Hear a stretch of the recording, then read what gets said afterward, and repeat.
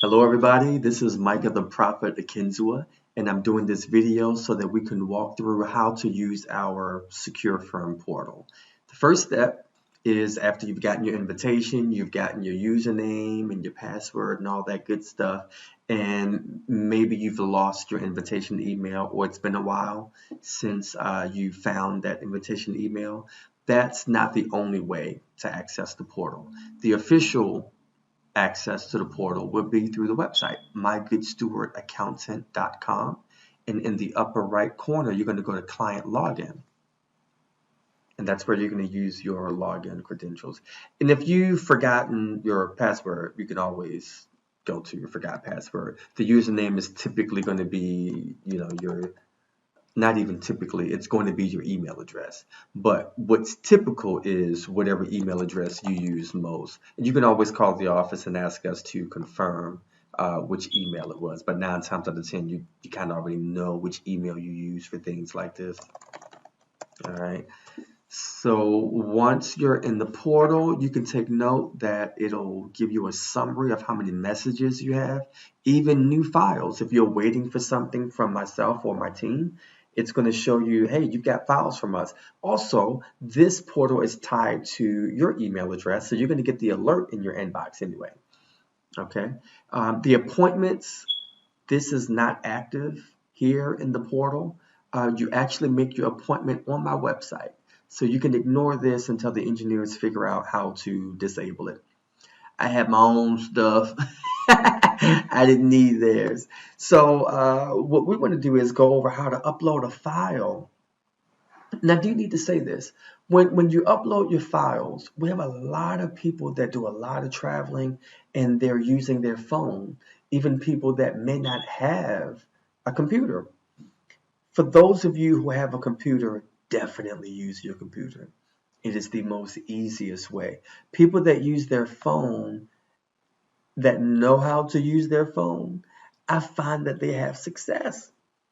I don't know how to tell you how to use your phone to do that. But I know the young people, as we say in church, the young people, they know how to do it. I will say this, with whatever method you're using to upload it, and if it works, the only thing my team and I need from you is to name the folder for the year that we're working in.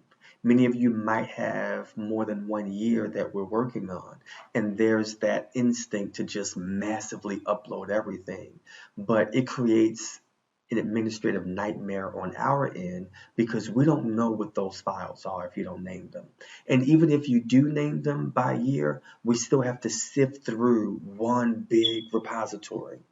So it helps us with quicker turnover or turnaround for you if you name the folder. So if we're doing 2023, you're going to have a folder, create folder called 2023.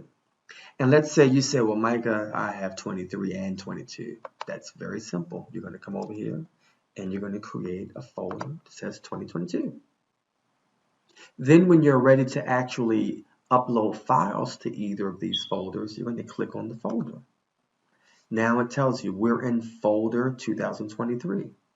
Then you're going to come over here to the right, drag and drop files. If you're married filing joint, it's a really good idea if you name whose W-2 it is.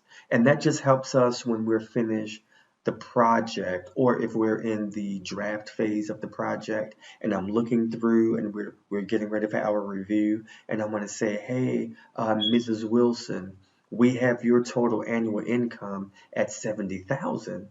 And Mrs. Wilson would say, oh, no, my income should be 115,000. And I'll say, oh my Lord. And I'll start looking and I'll say, well, we've got a W-2 from, and I'll start naming them off. That's not that easy if each file is not named. If you don't name the file, it comes to us with just a bunch of alphanumeric coding. And so we literally have to go through each one of those files. Can you imagine? I've been doing that myself, and my illustrious staff did not want to bother y'all. I said, no, go ahead and do it. But then everybody started not naming their files. I said, you know what? We want to turn this over a lot quicker for you. So just go ahead and name the file, okay? And then you're gonna go wherever you name them. So for me, I named mine W2 2023 Micah. There we go. Then I'm going to go back to all folders. So I've uploaded 10, 15 of those, right, for 2023. Now I'm ready to go in and upload my things for 2022.